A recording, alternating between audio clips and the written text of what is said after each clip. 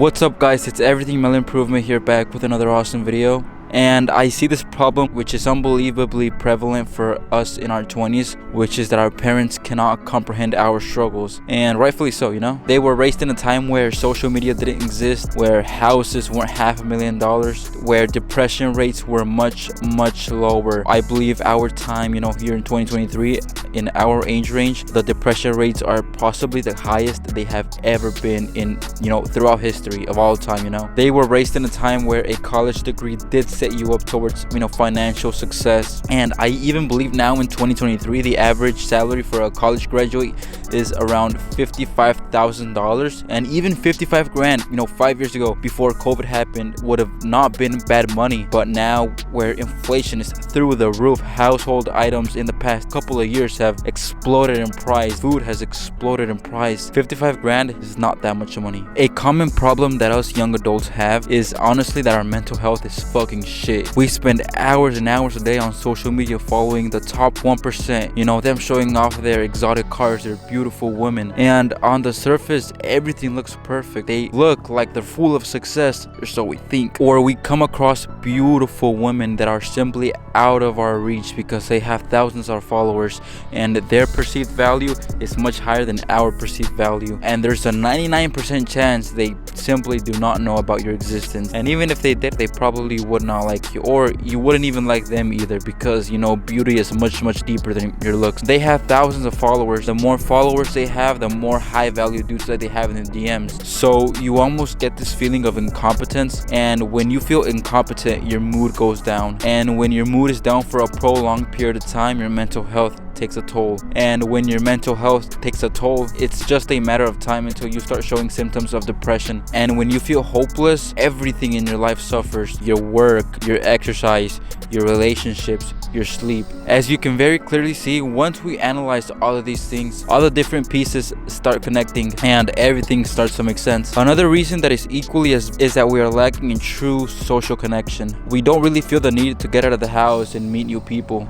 of different values, different cultures, different habits, and possibly even different religious or political views. I completely understand that we as men want to belong to a tribe, other men that have similar values and hobbies as us, but we are not exposing ourselves to the opportunity of meeting those tribes. When we come home from work, we sedate ourselves, distract ourselves, and pleasure ourselves to our heart's content. We distract ourselves from painful duties by playing video games or meeting people online, when you're a 10-minute drive away of making true human-to-human connection and enjoying other people's company. And you might say, oh, I'm a lone wolf and I don't need anyone else when I have myself. And that might be true, but the truth is 100% of the world's population will see a massive improvement in their mood and quality of life if they were to just have a couple true, genuine friends. We spend time hating each other when we could be loving each other and enjoying each other's company. According to a meta-analysis co-authored by Julian Holt-Lundstad, lack of social connections heightens health as much as smoking 15 cigarettes a day does. And she also found that loneliness and social isolation are twice as harmful as obesity. The lack of having friends and establishing a good social life is equally as dangerous on your health as being obese. And I'm shocked that really isn't talked about as much in today's society, because we're focused on the wrong things. If you go to Twitter, if you go to Facebook, if you go to any social media, people are talking about things that are not relevant to us and that have no business improving our lives. Our addiction to tech is a problem that our parents have a hard time wrapping their head around. They think it's unreasonable and unbelievable that we can spend 4 to 8 hours a day glued to our smartphone screen. But as you very clearly know, that smartphone screen can be very stimulating and pleasurable. Our parents get outraged when we spend hours playing video games, whether it be in our devices or in our consoles, when we're messaging someone for hours on end, and one of our parents tells us, why don't you just call them? Or better yet, why don't you just meet them in real life if the distance isn't a constraint? We use technology to escape from the real world, which is probably a huge reason why our parents don't like when we're constantly in our phones and on our computers and our devices. Instead of approaching that girl or guy,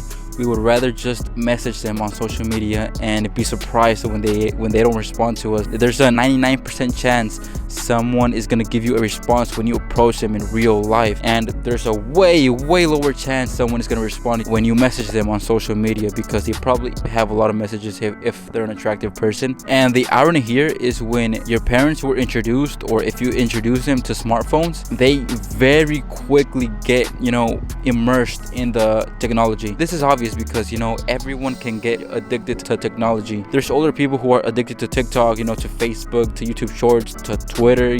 That sucks, because social media and technology are very powerful, but they can also be very detrimental. So it's almost like you have to have balance of a certain limited time use a day, but if it gets any more than that or any worse than that, it can be devastating towards your life. And I haven't also touched on the fact that housing, everything is more expensive than it has ever been in our lifetime due to COVID, supply chain issues, a shortage of labor, people not wanting to work, low paying, physically demanding jobs, rightfully so. But very negative things happen when people don't want to work those jobs, because everything goes up. And I'm not saying that you should be a slave to your job or anything like that. I'm just saying that the rich are gonna stay rich and will do everything that it takes for them to stay rich, because wealth is something that 99% of people who get rich didn't get rich overnight. It was trial and error over many years, even many decades. It's just something that you're gonna have to face and find a way to make money in this economy, which is changing. Social media, the internet is a